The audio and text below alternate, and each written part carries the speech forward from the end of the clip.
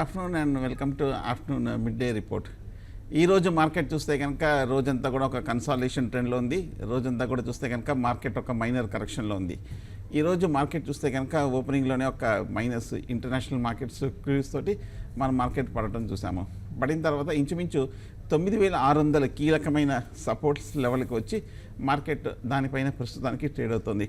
గత కొన్ని రోజులుగా మనం చూస్తున్నాము మార్కెట్ 9700 దగ్గర గట్టి రెసిస్టెన్స్, అలాగే 9600 దగ్గర గట్టి సపోర్ట్. ఈ లెవెల్స్ మధ్యన ఊగిసలాడుతూ మార్కెట్లో పెద్ద మేజర్ ట్రెండ్, పెద్ద మేజర్ మూమెంట్ లేకుండా మనం చూస్తున్నాము. ఈ మూమెంట్లో చూస్తే కనుక కొన్ని స్టాక్ స్పెసిఫిక్ అప్ ట్రెండ్స్, కొన్ని స్టాక్ స్పెసిఫిక్ డౌన్ ట్రెండ్స్ చూస్తున్నాము. సో ఓవరాల్గా మార్కెట్ చూస్తే కనుక ఇవాటి వరకు కొంచెం కాషియస్గానే ట్రేడ్ అవుతుంది అనుకోవచ్చు. ఈసారి బహుశా ఇది 4వ వారంలో ఈ లెవెల్ టెస్ట్ చేస్తుంది 9600 దగ్గర. ఈ లెవెల్లో మార్కెట్ ఖచ్చితంగా నిలబడాలి. నిలబడకపోతే మటుకు షార్ట్ టర్మ్లో ఒక కరెక్షన్ ట్రెండ్లోకి వెళ్ళే ప్రమాదం కూడా కనిపిస్తుంది. సో మార్కెట్ ఒక్కసారి మనం చూస్తే కనుక ఓవరాల్గా మనకి వీక్గానే ఉంది కాబట్టి షార్ట్ టర్మ్లో మార్కెట్ కరెక్షన్లోకి వెళ్తుందా లేదా అనేది ఒకసారి మనం చూడాలి. సో ఈరోజు మార్కెట్ గురించి కానీ లేదంటే కనుక ఇంట్రాడేలో కానీ షార్ట్ టర్మ్లో కానీ మార్కెట్ ఏ విధంగా మూవ్ అవుతుంది మన అనలిస్టులు శేషుని కూడా ఒకసారి అడిగి తెలుసుకుందాం.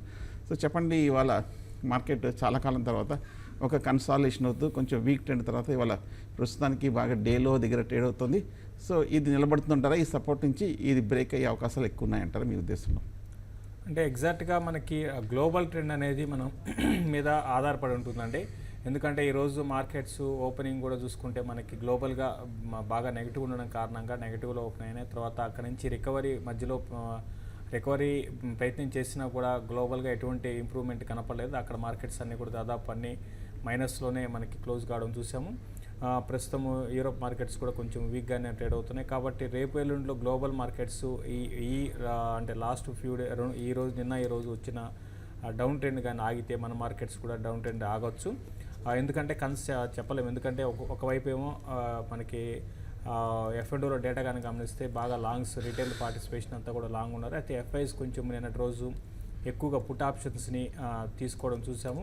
కొన్ని నిఫ్టీ కానీ తర్వాత అటు బ్యాంక్ నిఫ్టీ ఫ్యూచర్స్లో కొంత షార్ట్స్ కూడా ఉన్నాయి. కాబట్టి షార్ట్ కవరింగ్ కూడా రూల్ అవుట్ చేయలేము. బట్ ఇమీడియట్ ట్రెండ్ మాత్రం మార్కెట్ ఒక రేంజ్లోనే ఉంటుంది. స్టాక్ స్పెసిఫిక్ యాక్షన్ ఉంటుంది. ఈవెన్ మార్కెట్స్ ఈరోజు ఇంట్రెస్టింగ్ థింగ్ ఏంటంటే 30-40 పాయింట్ల మైనస్ ఉన్న టైంలో కూడా అడ్వాన్సెస్ డిక్లైన్స్ కానీ చూసుకుంటే ఈక్వల్గా ఉన్నాయి. అంటే పెద్దగా డిక్లైన్స్ లేదు. అయితే లాస్ట్ ఫ్యూ డేస్గా కొంత సెల్లింగ్ ఉంది. ఏదైనా కూడా మనకి రేంజ్ బౌండ్లోనే ఉండొచ్చు. అంటే క్లియర్ బ్రేక్అవుట్స్ అప్ సైడ్ రావట్లేదు, డౌన్ సైడ్ రావట్లేదు. అప్పటి వరకు కూడా ఒక 100 పాయింట్స్ రేంజ్లో నిఫ్టీ కొనసాగొచ్చు. ఇవాళ ఒకసారి చూస్తే కనుక ఎయిర్లైన్ స్టాక్స్ ఒక కరెక్షన్ ట్రెండ్లో నుంచి మనకి ఈ మధ్యకాలంలో బాగా పెరగటం మనం చూసాము. పూర్తిగా మనకి ఇంటర్నేషనల్లో క్రూడ్ ఆయిల్ బాగా తగ్గడంతో ఎయిర్లైన్ స్టాక్స్లో కూడా ఒక అప్ ట్రెండ్ అనేది చూసాము. స్పైస్ జెట్ కానీ, జెట్ ఎయిర్వేస్ కానీ, ఇంటర్గ్లోబ్ ఏవియేషన్ బాగా అప్ ట్రెండ్లో ఉండడం మనం చూస్తున్నాము. ఇవాళ కూడా చూస్తే కనుక క్రూడ్ ఆయిల్ మేజర్ లో దగ్గర ప్రస్తుతానికి ట్రేడ్ అవుతుంది. అందువల్ల ఈ సెక్టర్ కూడా బాగా పెరుగుతూ రావడం మనం. సో మీ ఉద్దేశంలో ఏంటి? ఇక్కడ నుంచి ప్రస్తుతానికి ఎయిర్లైన్ స్టాక్స్ ఇంకా ఫర్దర్ అప్ ట్రెండ్ ఉంటుంది అనుకుంటున్నారా? లేదంటే కనుక ఈ మధ్యకాలంలో మనం చూస్తే కనుక ఎయిర్లైన్ స్టాక్స్ అని కూడా లాస్ట్ 1 or 2 monthsగా బాగా పెరిగాయి కాబట్టి ఈ లెవెల్లోనే కొంచెం ఎయిర్లైన్ స్టాక్స్లో కరెక్షన్ వస్తుంది అనుకుంటున్నారు? మేజర్ కరెక్షన్ అయితే ఉండకపోవచ్చు అండి. చిన్న కరెక్షన్స్ ఉండొచ్చు. అయితే మొత్తం అన్ని ఏవియేషన్ స్టాక్స్లో అన్నీ బాగున్నాయని చెప్పలేము. ఉన్న వాటిలో మాత్రం జెట్ ఎయిర్వేస్ అంటే బాగా పెరిగిందంటే 25 రూపీస్ 30 రూపీస్ ఉండేది ఒక 1.5 year బ్యాక్. అయినా కూడా 120 దాకా వచ్చింది. అయినా కూడా అదే బెస్ట్ బెట్గా ఇప్పుడున్న పరిస్థితిలో కనపడుతుంది. జెట్ ఎయిర్వేస్ దానికి ఉన్న ప్రాబ్లమ్స్ ఉన్నాయి. తర్వాత ఇండిగో మనం చూసుకున్నాము ఒక 1.5 year బ్యాక్ లిస్ట్ అయిన ఇండిగో ఇంటర్గ్లోబ్ ఏవియేషన్ అనేది అది ఎక్స్పెన్సివ్ స్టాక్ అండి. కాబట్టి ఉన్న వాటిలో జెట్ ఎయిర్వేస్ ఒకటి మంచి ప్రాఫిటబుల్ ఆర్గనైజేషన్, ఉన్న వాటిలో అదే బెస్ట్ అనిపిస్తుంది. కాబట్టి దాన్ని కరెక్షన్స్లో మేజర్ కరెక్షన్ వస్తే కొనుక్కోమంటాను. చిన్న కరెక్షన్స్లో మాత్రం ఎంటర్ కావద్దని చెప్తాను. బట్ లాంగ్ టర్మ్కి మాత్రం బాగానే ఉండొచ్చు. ఏవియేషన్ సెక్టర్లో 1-2 స్టాక్స్ మినాయిస్తే మిగతాన్ని కూడా అంటే ఉన్నదే మనకి చాలా తక్కువ. మనం అనుకున్నట్టుగా జెట్ ఎయిర్వేస్ మినాయిస్తే మిగతా స్టాక్స్ అంత పెద్దగా పెరగకపోవచ్చు. కాబట్టి దాన్ని ఎవరి డిప్లో బై చేయమంటారు. ఒకసారి మనకి క్రూడ్ ఆయిల్ చెక్ చేస్తే కనుక మూమెంట్ ఈ మధ్యకాలంలో 3500 నుంచి 2700 వరకు పడింది. ఈ మధ్య చూస్తే కనుక గత 4-5 వారాలుగా కంటిన్యూస్గా పడింది. అలాగే లాస్ట్ 2-3 నెలలుగా చూస్తే కనుక కంటిన్యూస్ డౌన్ ట్రెండ్లో ఉంది. టెక్నికల్గా చూస్తే కనుక 2600 2700 దగ్గర మేజర్ సపోర్ట్ కనిపిస్తుంది. లాస్ట్ 1 ఇయర్గా చూస్తే కనుక ఇది ఒక మేజర్ బాటమ్ కాబట్టి, పైగా ఈ మధ్యకాలంలో చూస్తే కనుక బాగా పడినప్పటి తర్వాత మనకి టెక్నికల్గా ఓవర్ సోల్డ్ పొజిషన్ ఉంది కాబట్టి బహుశా ఈ లెవెల్లో క్రూడ్ ఆయిల్ మేజర్స్ లోస్ దగ్గర ఈ 2600 లెవెల్స్లో కొంచెం ఆగే అవకాశాలు ఉన్నాయి. సో ఒకవేళ కనుక క్రూడ్ ఆయిల్ కనుక నిజంగా ఈ లెవెల్లో కనుక ఆగే అవకాశాలు ఉన్నాయి కాబట్టి, పైగా మనకి ఎయిర్లైన్ స్టాక్స్ అన్ని కూడా ఈ మధ్య బాగా పెరిగాయి కాబట్టి, సో క్రూడ్ ఆయిల్లో సపోర్ట్ తీసుకొని పెరిగే అవకాశాలు ఉన్నాయి ఈ వారంలో. అలాగే మనకి ఈ ఎయిర్లైన్ స్టాక్స్ కూడా బాగా రన్అప్ వచ్చేసింది కాబట్టి, టెక్నికల్గా మనకి బాగా ఓవర్ బాట్ పొజిషన్కి వచ్చేసాయి కాబట్టి ఈ లెవెల్లో ఆగే అవకాశాలు కనిపిస్తుంది. ముఖ్యంగా స్పైస్ జెట్ చూస్తే కనుక 60 రూపాయల నుంచి 130 రూపాయలు దాటడం మనం చూసాం. సో మోర్ దెన్ డబల్ అయింది. టెక్నికల్గా 140-150 లెవెల్స్ దగ్గర చాలా స్ట్రాంగ్ సపోర్ట్ రెసిస్టెన్స్ ఉంది కాబట్టి ఈ లెవెల్లో కొంచెం స్పైస్ జెట్ ఆగే అవకాశాలు కనిపిస్తుంది. అలాగే ఇంటర్ గ్లోబ్ కూడా చూస్తే కనుక ఈ మధ్యకాలంలో 800 నుంచి 1300-1250 రూపాయల వరకు వెళ్ళింది. 1250-1300 దగ్గర మేజర్ రెసిస్టెన్స్ ఉంది. 2016లో చూస్తే కనుక జనవరిలో ఇంచుమించు 1300 దగ్గర మేజర్ టాప్ ఉంది కాబట్టి ఇంటర్ గ్లోబ్ ఏవియేషన్ కూడా ఈ లెవెల్లో ఆగే అవకాశాలు కనిపిస్తుంది. సో సమప్ చేయాలంటే క్రూడ్ ఈ లెవెల్లో సపోర్ట్ ఉంది, రికవరీ వచ్చే అవకాశాలు ఉంది వారంలో. అలాగే ఏవియేషన్ స్టాక్స్లో ఈ లెవెల్లో రెసిస్టెన్స్ ఉంది. ఈ లెవెల్లో అప్ ట్రెండ్ ఆగి కొంచెం ఒక చిన్న కరెక్షన్కి వెళ్ళే అవకాశాలు ఉంది కాబట్టి హై లెవెల్లో ఏవియేషన్ స్టాక్స్తో కొంచెం కాష్ చేసుకుంటే మంచిది. అలాగే ఇవాళ మనం చూస్తే కనుక ఇంకొక ప్రధానమైన స్టాక్ ఎల్ఎన్టీ చూస్తే కనుక ఇవాళ వాల్యూమ్స్ బాగా జంప్ అయినాయి. ఎల్ఎన్టీ చూస్తే కనుక వాల్యూమ్స్ జంప్ అవడంతో పాటు మనకి ఎన్ఎస్సిలో టాప్ గైనర్గా ఉంది, ఇంచుమించు 1% వరకు పెరిగింది. సో టెక్నికల్గా చూస్తే కనుక ఎల్ఎన్టీ కూడా ఈ మధ్యకాలంలో అనూహ్యమైన ర్యాలీ కూడా రావడం మనం చూసాం. సో మీరేమంటారు, ఎల్ఎన్టీ ఈ లెవెల్లో షార్ట్ టర్మ్లో ఏ విధంగా ఉంటుందంటారు మీ స్ట్రాటజీ? చూడండి, ఎల్ఎన్టీ విషయానికి వస్తే ఇది ఏంటంటే ఒక 1400 లెవెల్స్ నుంచి బాగా అప్ ట్రెండ్ కొనసాగిందండి. ప్రస్తుతం ఇది ఏంటంటే మంచి అంటే 1800-1820 దగ్గర బాగా లాంగ్ టర్మ్ రెసిస్టెన్స్ అనేది ఫేస్ చేయొచ్చు. అట్ ద సేమ్ టైం ఇది డౌన్ సైడ్ కూడా, ఎందుకంటే ఇన్ని రోజులు పెద్దగా పార్టిసిపేషన్ కూడా లేదు. అంటే ఒక 6 మంత్స్ బ్యాక్, అంటే 6 మంత్స్ బ్యాక్ నుంచి కొంచెం పెరిగింది. కానీ అయితే ఎల్ఎన్టీ మిగతా అదర్ స్టాక్స్తో కంపేర్ చేసుకుంటే అంత పెద్ద యాక్టివ్గా అయితే పార్టిసిపేషన్ లేదని చెప్పొచ్చు. కాబట్టి ఇది ఎవరీ డిప్లో కూడా బై అని చెప్తానండి. షార్ట్ టర్మ్కి మాత్రం 1820 ఆ లెవెల్స్ని టెస్ట్ చేసి అది దాటిన పరిస్థితిలో 1860 లెవెల్స్ దాకా వెళ్ళొచ్చు. ప్రస్తుతం అయితే కరెక్షన్స్లో కొనుక్కోమని చెప్తారు. ఎల్ఎన్టీ ఈ మధ్య చూస్తే కనుక 1350 రూపాయల నుంచి 1800 వరకు వెళ్ళింది. 1800 దగ్గర మనకి లాస్ట్ 1 మంత్గా ఒక స్వల్ప రెసిస్టెన్స్ ఉంది. 1850 దగ్గర చాలా మేజర్ లాంగ్ టర్మ్ రెసిస్టెన్స్ ఉంది. 2015లో ఈ లెవెల్లో ఒక మేజర్ టాప్ ఏర్పడింది. అక్కడ నుంచి 1850 నుంచి కంటిన్యూస్గా పడుతూ 1200 వరకు రావడం కూడా మనం చూసాం. సో షార్ట్ టర్మ్లో చూస్తే కనుక, మీడియం టర్మ్లో కూడా లాస్ట్ 6 మంత్స్గా చూస్తే కనుక అప్ ట్రెండ్ ఒక్కసారిగా ఫుల్ ఫ్రెష్గా స్ట్రెచ్ అయినట్టు కనిపిస్తుంది. సో 1800-1850 దగ్గర ఈ అప్ ట్రెండ్ ఆగే అవకాశాలు కనిపిస్తుంది.